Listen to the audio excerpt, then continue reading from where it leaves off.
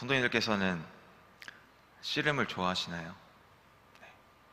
1980년대에 아직 저는 태어나지 않았지만 그때 당시 우리나라 씨름의 인기가 상당했었다고 들었습니다.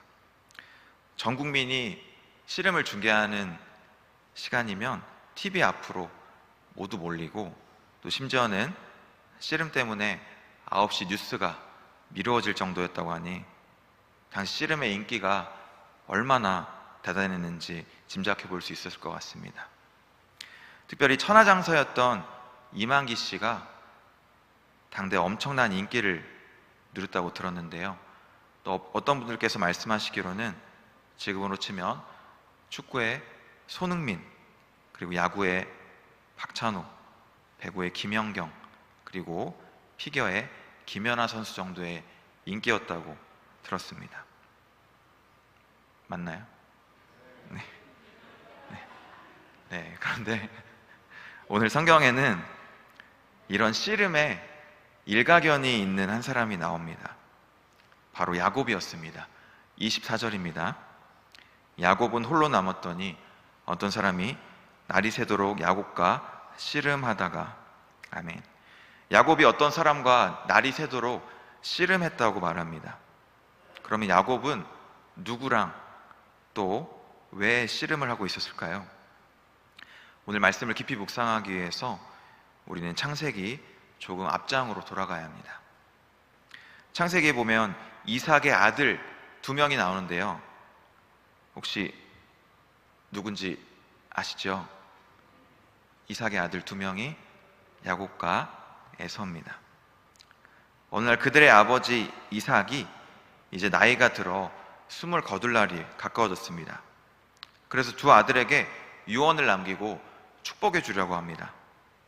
근데 우리가 잘 아는 것처럼 야곱이 형 에서를 팥죽 한 그릇으로 속이고 형이 받아야 될 장자권의 축복, 즉 장자가 받아야 될 축복과 유산을 가로채 버립니다.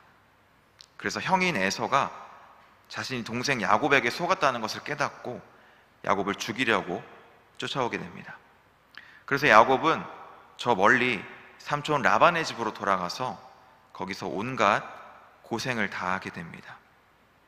그렇게 삼촌의 집에서 고생하던 어느 날 하나님께서 야곱에게 찾아오셔서 말씀하십니다.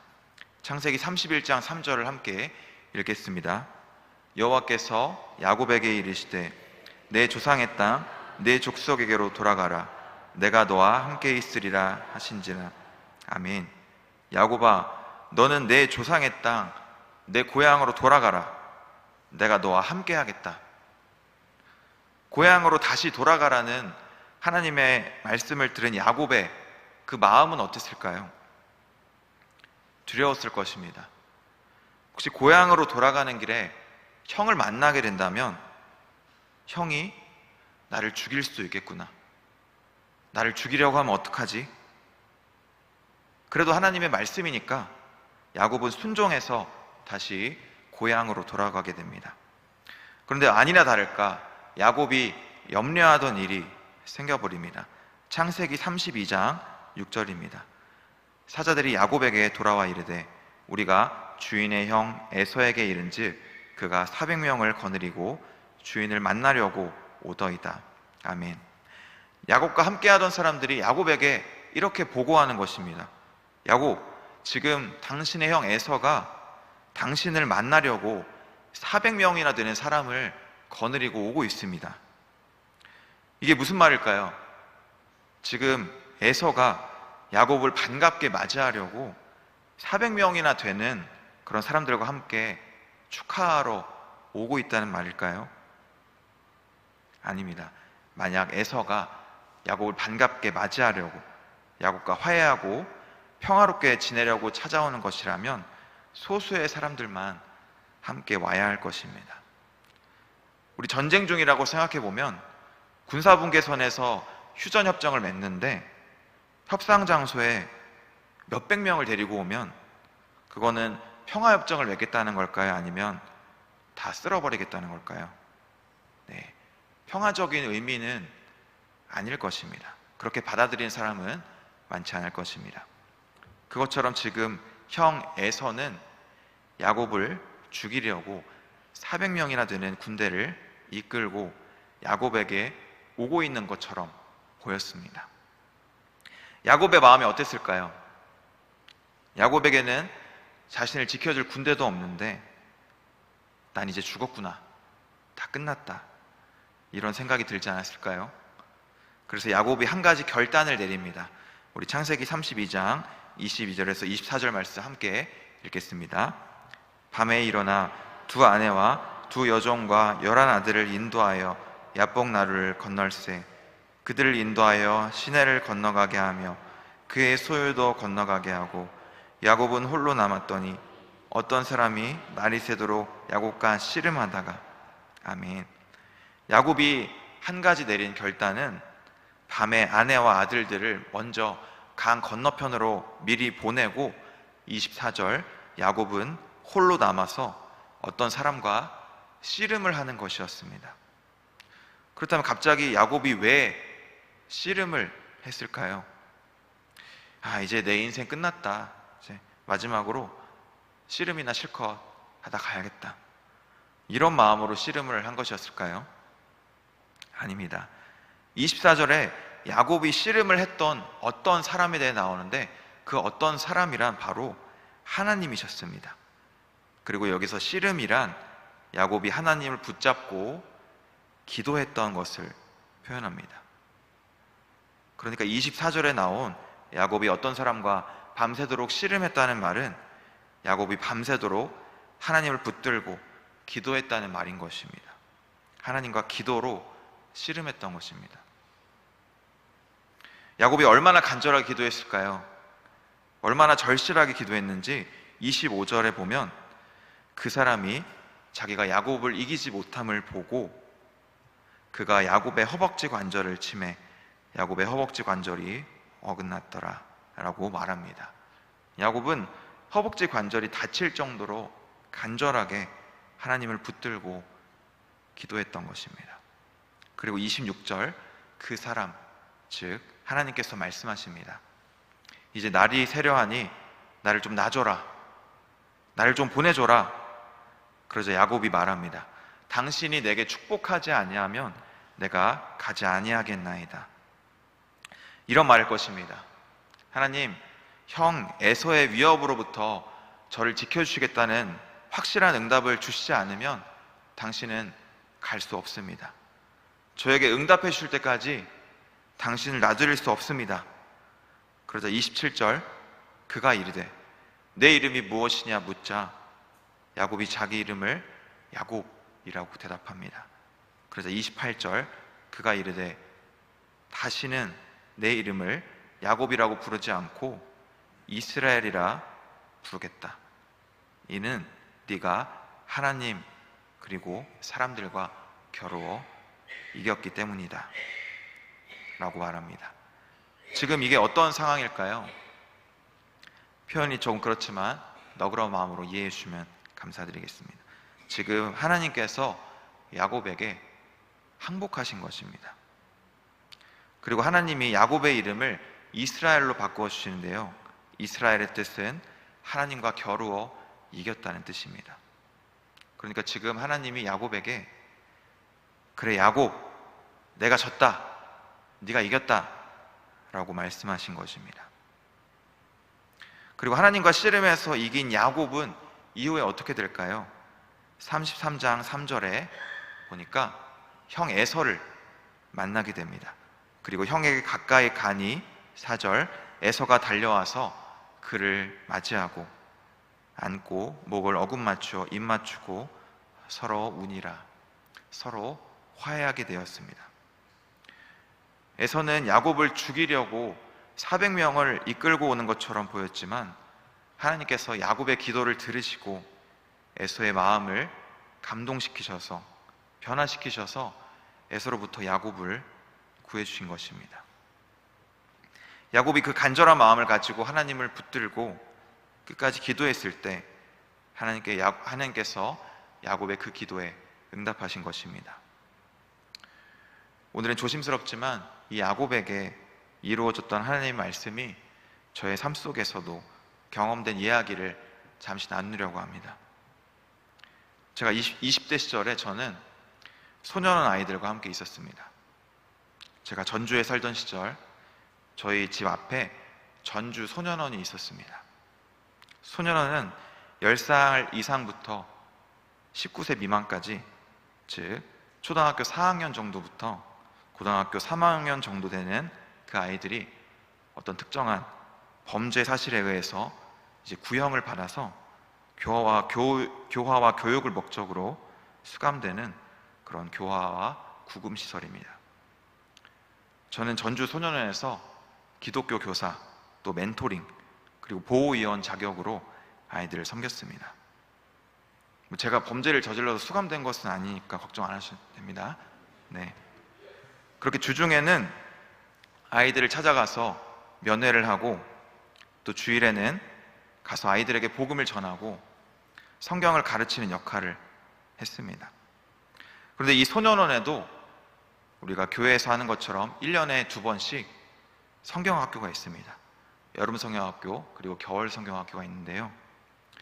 제가 이제 막 군대에서 전역한 2014년 여름이었습니다. 지금으로부터 12년 전인데요.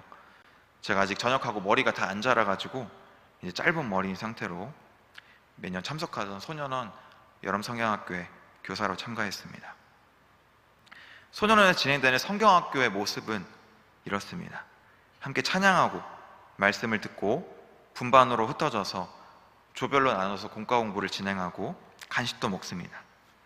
일반적인 여름 성경학교나 수련회 같은 방식으로 진행된다고 보시면 됩니다. 예배가 끝나면 분반으로 흩어져서 공과 공부를 하는데, 그해 여름 성경학교에서 제가 맡게 된 조의 학생들이 총 4명의 아이들이었습니다. 그런데 문제가 있었습니다.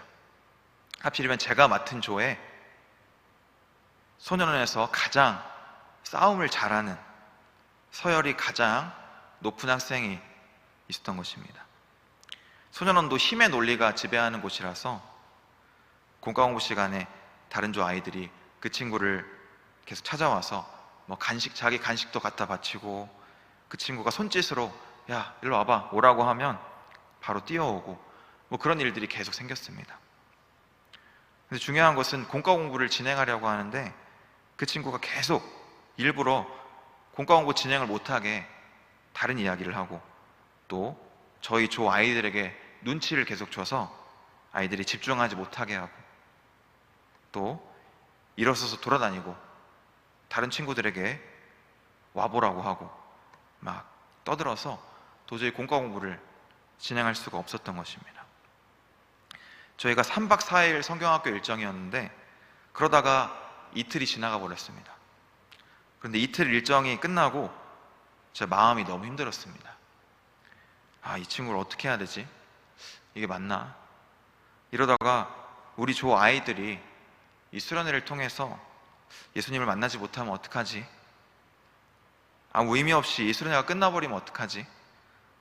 고민이 되기 시작했습니다. 그리고 한편으로는 이런 생각이 찾아오기 시작했습니다. 혹시 이게 나 때문인가? 내가 이 수련회를 위해서 너무 준비하지 않아서 아이들이, 특히 이 친구가 지금 이러는 건가?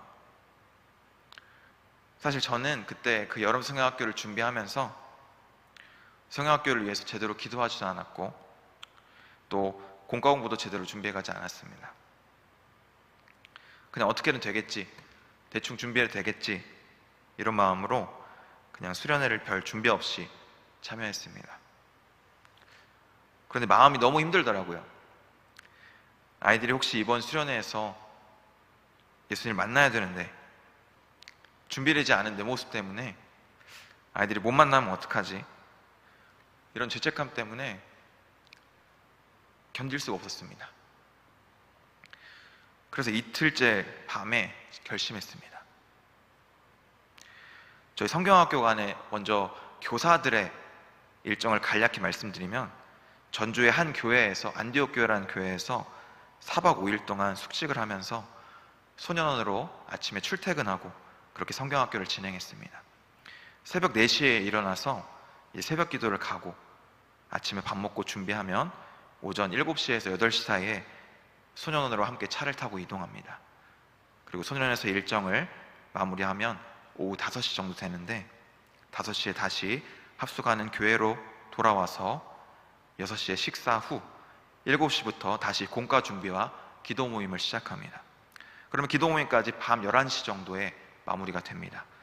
이제 4박 5일 동안 그런 일정이 진행됐습니다. 그러면 11시 이후에 그 부족한 공과 준비와 이제 마무리를 하고 또 자고 새벽 기도 나가고 이제 4박 5일 동안 그 일정을 반복합니다. 그런데 이틀째 밤에 모든 기도 모임이 끝나니까 밤 11시 정도 됐습니다. 근데 안 되겠더라고요. 이대로 내일 진행했다가는 아이들이 예수님을 못 만나고 그냥 성경학교가 끝나버릴 것 같았습니다. 그래서 이제 저는 하나님과 결판을 지어야겠다고 생각했습니다. 창세기 32장을 떠올렸습니다. 야곱이 인생의 위기 앞에서 하나님을 붙잡고 씨름했던 이야기가 생각났습니다. 그래, 나도 하나님과 한번 씨름해보자. 야곱이 그러지 않았습니까? 주님, 내게 응답해 주시지 않으면 당신은 갈 수 없습니다. 저도 그 말씀을 붙잡았습니다. 그래, 나도 응답될 때까지 한번, 응답 받을 때까지 기도해보자. 그래서 밤중에 혼자 교회 본당으로 갔습니다. 그래서 거기서 기도했습니다.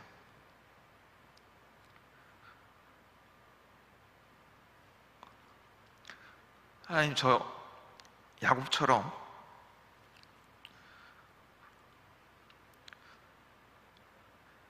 응답해 주실 때까지 여기 못 떠납니다. 주님, 응답해 주셔야 제가 떠납니다.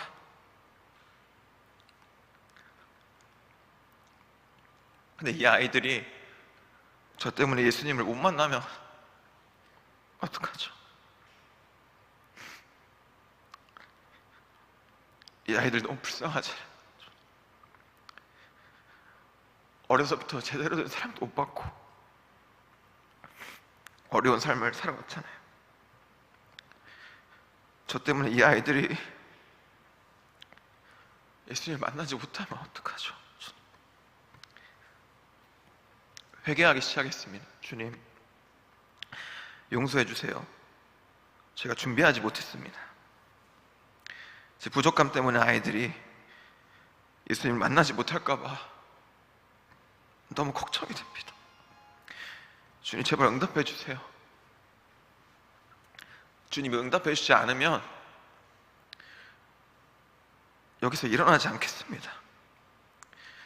응답해 주실 때까지 밤새도록 계속 기도하겠습니다.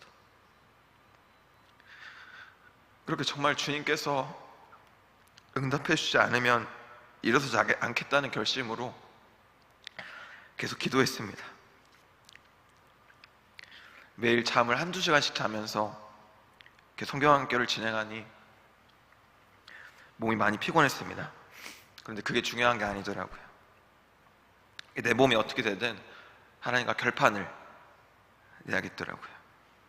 그래서 기도하는데 새벽 1시에서 2시 정도가 됐습니다. 갑자기 제 마음에 한 음성이 들렸습니다. 처음 겪어보는 일이었는데요, 저에게도. 그 음성은 이런 음성이었습니다. 내가 너를 잘 안다. 그리고 그 음성과 함께 마음에 알 수 없는 평안이 몰려왔습니다. 주님이 나를 아시는구나. 내가 준비하지 못한 것도 아시고 내가 부족한 것도 아시는구나. 내 상황을 너무나 잘 아시는구나. 나를 이해하시는구나. 이런 생각이 들면서 마음이 편안해져서 다시 돌아가서 잠을 청했습니다. 그리고 다음 날이 되었습니다. 어제 하나님께서 나에게 응답해 주셨지. 하나님이 나를 잘 아신다니까 오늘도 힘내보자. 열심히 기도하면서 준비해보자라는 마음을 가지고 성경학교 3번째 날에 들어갔습니다. 그리고 공과공부 시간이 진행됐습니다. 아이들과 또 공과공부를 진행하고 있었습니다. 그런데 공과공부 시간에 저희 반 그 가장 힘이 센 아이가 저에게 그러는 것입니다.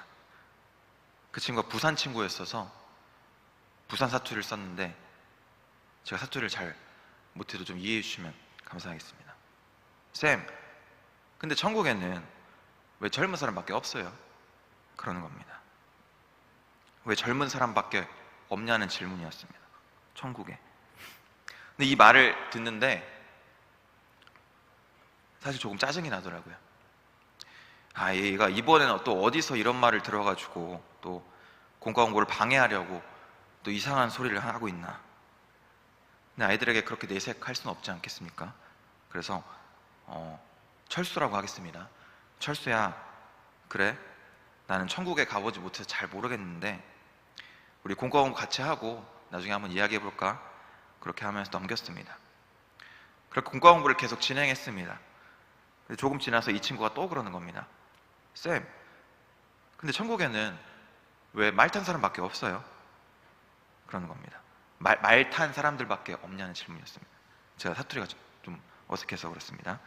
저는 속으로 아, 이게 또 무슨 소린가 했지만 티를 내지 않고 그 친구에게 말했습니다. 아, 철수야, 그래? 그럼 나는 천국에 가본 적이 없어서 잘 모르겠네. 우리 일단 공과공부 같이 진행해볼까? 라는 말과 함께 속으로 올라오는 약간의 짜증을 누르면서 공과공부를 다시 진행했습니다. 근데 이 친구가 조금 지나서 또 그러는 겁니다. 쌤, 근데 저요 예수님 봤어요. 그러는 겁니다. 그래서 이건 또 무슨 소린가.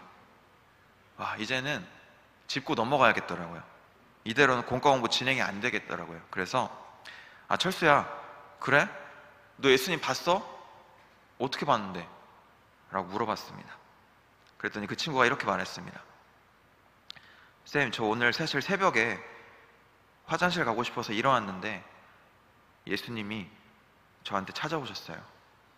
그리고 제 얼굴을 만지시더니 뭐라고 말씀해 주셨어요. 이 친구가 예수님을 봤다고, 자기가 예수님을 만났다고 말하는 것입니다.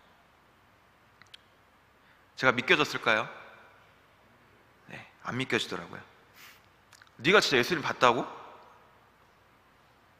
저도 한 번도 예수님을 본 적이 없었는데 이 친구가 봤다니까 안 믿겨졌습니다. 그래서 그 친구한테 물어봤습니다. 철수야, 너 진짜 예수님을 봤어? 그랬더니 그 친구가 진짜 예수님을 봤다고 말하는 겁니다. 저는 계속 의심이 들었습니다.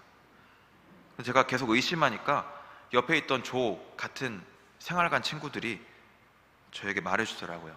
쌤, 오늘 철수가 아침에 일어나서 막 울었어요. 자기가 예수님을 봤다고, 만났다고 막 울었어요. 근데 그 말을 듣는데 그 친구가 했던 말이 조금씩 믿어지기 시작했습니다. 왜냐하면 그 힘의 논리가 지배하는 소년 안에서 힘이 가장 센 친구가 운다는 것은 말이 안 되는 이야기였기 때문입니다. 울면 약해 보이고 누군가에게 무시당하는데 그런 서열이 높은 친구가 운다? 이거는 말이 안 되는 이야기였습니다. 아이들은 자기 슬픔을 감추기 위해서 일부러 센 척을 하면서 절대로 울음을 보이지 않기 때문입니다. 근데 이 친구가 울면서 이야기를 했다니까 진짜 믿어지기 시작하는 겁니다. 그 친구에게 진지하게 물었습니다. 예수님 어떻게 봤어? 그랬더니 그 친구가 대답했습니다. 저 예수님도 보고 천국도 봤어요. 천국에 젊은 사람들이 말을 타고 그렇게 있었던 모습을 제가 오늘 새벽에 봤어요. 이 친구가 그 새벽, 제가 창세기 32장에 야곱이 하나님과 씨름하던 그 말씀을 붙잡고 기도하던 그 새벽에 환상을 보고 예수님을 믿게 된 것입니다. 주님께서 말씀도 모르고 기도도 뭔지 모르던 그 어린 영혼의 눈높이에 맞춰서 그분의 존재를 인격적으로 보여주신 것입니다. 온몸에 소름이 쫙 돋더라고요. 하나님이 진짜 살아계시는구나. 하나님은 내 생각으로 제한할 수 없는 분이시구나. 진짜 전능하신 분이시구나. 성경에서 보기만 했던 그 하나님의 역사가 진짜였구나. 저는 당시 그 하나님의 역사를 머리로는 알았지만 마음으로 믿지 못하고 있었습니다. 그런데 그 일을 보고서 하나님의 역사를 제 마음으로 믿게 됐습니다. 그리고 그 이후에 저는 그 친구가 남은 성경학교 기간 동안 보여줬던 그 모습을 통해서 그 친구가 정말 예수님을 만나고 믿게 되었다는 확신을 얻었습니다. 찬양할 때 눈빛이 달라지고 기도를 정말 진심으로 하고 예수님을 만난 사람이라면 느껴지는 그런 모습들이 있지 않습니까? 예수님을 만나고 정말 변화되는 그 모습, 제가 처음 예수님을 믿을 때 저에게 나타났던 그 모습이 그 친구에게도 보이는 것입니다. 그리고 그 친구가 마지막 날 저에게 편지를 써줬습니다.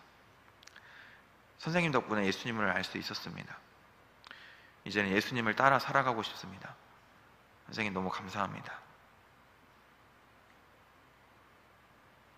사랑하는 성도 여러분, 오늘 성경은 야곱을 통해서 기도하는 우리의 자세가 어떠해야 하는지에 대해서 말해주고 있습니다. 기도는 야곱처럼 끝까지 응답 주실 때까지 해야 하는 것입니다. 우리는 가끔 잠깐 기도하고 포기해버릴 때가 있습니다. 아, 기도해도 안 되네, 별거 없네, 응답이 없네. 잠깐 기도하고 그냥 기도를 멈춰버립니다. 기도의 힘을 과소평가합니다. 그렇게 기도하지 않고 모든 것을 내 힘으로, 내 방법으로, 때로는 인맥을 동원해서, 때로는 내가 가진 모든 지혜를 동원해서 그 문제를 해결해 보려고 합니다. 그런데 우리가 기억해야 할 중요한 한 가지 사실은 모든 문제의 해결 능력은 우리에게 있지 않다는 것입니다. 주님께서 모든 문제를 다스리고 주관하십니다. 하나님께는 우리의 어떤 문제라도 해결할 능력이 있으십니다. 하나님은 전능한 분이시고 불가능한 일이 없는 분이시기 때문입니다. 그러기에 우리는 문제가 찾아왔을 때 가장 먼저 기도해야 합니다. 먼저 이것저것 다 해보고 마지막에 정 안 되면 그때 가서 기도하는 게 아니라 가장 먼저 하나님 앞에 엎드려야 하고 하나님 뜻을 구해야 하는 것입니다. 우리의 믿음을 발휘해야 하는 것입니다. 야곱은 문제의 해결책이 오직 주님께만 있다는 것을 알았습니다. 그래서 자기 목숨을 걸고 하나님과 씨름했습니다. 우리도 씨름해야 합니다. 해결되지 않는 인생의 문제, 하나님이 우리 삶에 남겨두신 그 문제들, 내 삶에 찾아온, 내 앞에 찾아온 여러 문제들, 그것들을 놓고 끝까지 기도해야 하는 것입니다. 응답 받을 때까지 포기하지 않고 하나님께 여쭙고 뜻을 구하고 그 문제를 통해 하나님이 우리에게 주신 음성을 들어야 하는 것입니다. 야곱처럼 응답 받을 때까지 끝까지 기도하는 사람, 하나님과 씨름하는 사람, 그 사람에게 하나님은 반드시 응답하실 줄 믿습니다. 우리 믿음으로 우리의 문제를 놓고 기도함으로 야곱처럼 응답받는 인생, 하나님을 경험하는 인생들이 다 되시기를 주님의 이름으로 축복합니다.